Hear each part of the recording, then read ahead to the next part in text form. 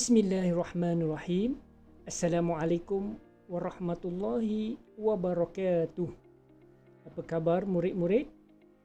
InsyaAllah Ustaz doakan supaya semua berada dalam keadaan sihat walafiat. Untuk kali ini kita akan sama-sama belajar pendidikan Islam tahun 6 dalam bidang akidah di bawah tajuk Allah bersifat kalam. Murid-murid boleh merujuk pada buku teks muka surat 22 hingga 85. Sama-sama kita teruskan. Dalam pelajaran ini, standard kandungan 3.3 iaitu meyakini dan membuktikan Allah bersifat kalam. Standard pembelajaran 3.3.1 menerangkan pengertian Allah bersifat kalam, menerangkan dalil nakli Allah bersifat kalam dan ertinya, menjelaskan maksud meyakini Allah bersifat kalam melalui dalil akli. Objektif pelajaran pada kali ini diharapkan murid dapat menerangkan pengertian Allah bersifat kalam. Kedua, dapat membaca dalil nakli dan menerangkan pengertiannya. Yang ketiga, menjelaskan dalil akli Allah bersifat kalam. Jom kita baca hadis berikut.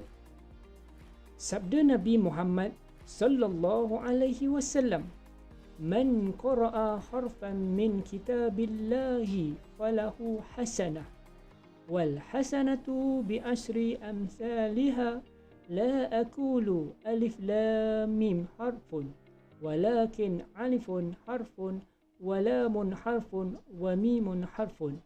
Hadis yang diriwayatkan oleh At-Tirmizi. Maksudnya, sesiapa yang membaca satu huruf daripada kitab Allah, dia akan memperolehi satu kebaikan. Satu kebaikan akan digandakan dengan 10 kali ganda. Aku tidak mengatakan alif lam mim itu satu huruf, tetapi alif satu huruf, lam satu huruf dan mim satu huruf. Apakah pengajaran yang kita dapat daripada hadis tersebut, kawan-kawan? Yang pertama, hadis itu menerangkan tentang kelebihan membaca Al-Quran.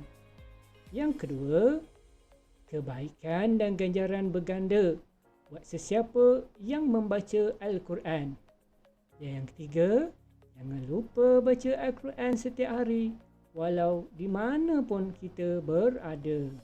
Jom kita teruskan pelajaran kita berkaitan dengan sifat Allah kalam ini. Baik, apakah yang dimaksudkan dengan Al-Quran? Adik-adik mungkin tahu. Al-Quran merupakan kalamullah yang diturunkan sebagai satu mukjizat kepada Nabi Muhammad sallallahu alaihi wasallam dan membacanya merupakan satu ibadah. Tak percaya, semua murid terutama tahun 6 boleh membaca Al-Quran dengan baik. Jadi sama-sama kita teruskan lagi. Apakah yang dimaksudkan dengan sifat kalam ini, murid-murid? Cuba kita fikirkan. Mungkin adik-adik pernah mendengar maksud kalam ini. Okey. Sifat kalam Allah bererti Allah Maha berkata-kata tanpa memerlukan alat, bantuan dan perantaraan. Cara Allah berkata-kata tidak serupa sama sekali dengan makhluk yang lain. Dan kita bagi orang Islam wajib beriman bahawa Allah bersifat kalam. Mari kita fikirkan, sebagai seorang manusia, apakah alat yang kita gunakan untuk berkomunikasi? Ya, kadang-kadang kita gunakan secara lisan mulut, kita gunakan perhubungan melalui telefon, WhatsApp, Telegram, apa lagi? Kita menonton televisyen. Itulah cara kita mendapatkan berhubungan ataupun berkomunikasi. Tetapi alat kita berkongsi ada kelemahan, ada kekurangan, dan kita manusia perlukan bantuan alat untuk berkomunikasi, berhubung antara satu sama lain. Tetapi bagi Allah, Allah tidak memerlukan bantuan ataupun perantaraan untuk menyampaikan kata-kata beliau ataupun kata-kata daripada Allah. Itu menunjukkan kehebatan dan kuasa Allah berbanding manusia yang memerlukan alat perantaraan dan juga bantuan lain. Sekarang mari kita lihat dalil nakli firman Allah Subhanahu wa taala. A'udzu billahi minasyaitonir rajim. Wa kallama Allahu Musa taklima. Maksudnya, dan Allah telah berkata-kata kepada Nabi Musa dengan kata-kata secara langsung, tidak ada perantaraannya.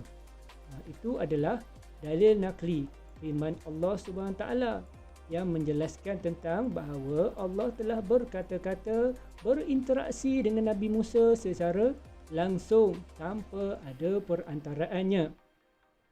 Yang kedua, mari kita lihat dalil akal atau disebut dalil akli. Yang pertama, jika Allah tidak boleh berkata-kata, maka berlakulah kekurangan baginya. Sedangkan mustahil bagi Allah bersifat dengan kekurangan. Yang kedua, sesungguhnya bagi Allah segala sifat kesempurnaannya dan kemuliaannya. Itulah yang disebutkan dengan kalamullah. Sifat kalam Allah ini yang terdapat dalam Al-Quran mengandungi suruhan, tegahan dan pemberitahuan yang berupa wahyu kepada Rasulnya seperti yang terdapat di dalam Al-Quran, Taurat, Injil dan juga kitab Zabur. Sekarang mari kita lihat apakah kesan kita beriman dengan sifat kalam Allah ini. Yang pertama, dengan kita beriman dengan sifat kalam Allah, kita akan mengakui kebesaran dan keagungan Allah Subhanahu wa taala. Yang kedua, akan menjadikan Al-Quran sebagai pegangan dalam kehidupan kita seharian. Yang ketiga, kita akan beramal dengan segala perintah Allah dan akan meninggalkan segala larangannya. Dan yang keempat, orang yang beriman dengan sifat kalam ini akan dikasihi dan dihormati oleh Allah Subhanahu wa taala. Ya adik-adik, ataupun pelajar-pelajar, sekian saja untuk pelajaran kita untuk kali ini. Akhir sekali, mari kita lihat apakah rumusan tajuk yang kita belajar pada hari ini. Yang pertama, sifat kalam merupakan sifat yang wajib bagi Allah Subhanahu wa taala. Kita sebagai orang Islam wajib beriman dengan sifat kalam Allah. Sifat kalam Allah ini berarti Allah Maha berkata-kata tanpa memerlukan alat bantuan dan perantaraan. Dan akhir sekali, kita perlu menjadikan Al-Quran sebagai pegangan dalam kehidupan kita sehari-harian.